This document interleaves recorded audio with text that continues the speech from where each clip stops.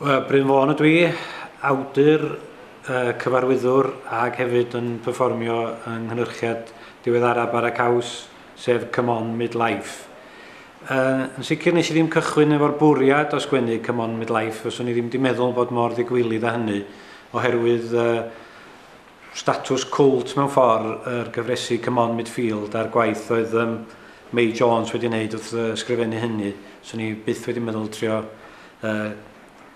dilyn hynny fel petai. Felly, be ddigwyddodd oedd bod Llion a fi wedi rhoi syniad i mewn i bara caws ynglyn â cynhyrchiad sioe un dyn. Ac yn anffodus oedd hwnnw'n ymwneud â Caradog Pritchard. Ac oedd bara caws eisoes wedi penderfynu bod nhw am wneud sioe un os o laleuad. Felly mi ddydon nhw, na dim diolch, ond mi gymwn ni syniad arall gyda chi.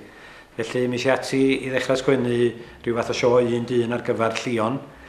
Ac trawn ni'n pystachu ac yn methu ac yn stryglo braidd i gael rhywbeth lawr ar bapur. Oedd Llion hefyd yn y cyfamser yn dechrau poeni am gynnal sioe un dyn a ben ei hun.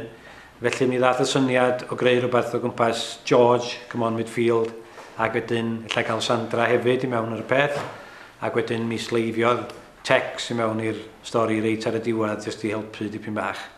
Felly, byddwch chi'n gweld o'r set, mae'n drama eitha traddodiadol, drama neuadd bentra, kitchen sink, fath o beth, ac mae i gyd yn troi o gwmpas y ffaith bod George bellach yn hanner cant ac yn braidd yn anfoddog i fyd.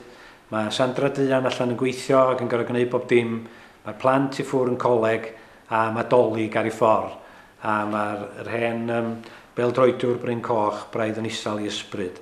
Ac felly mae i gyd yn troi o gwmpas y crisis yma yn ei fywyd o.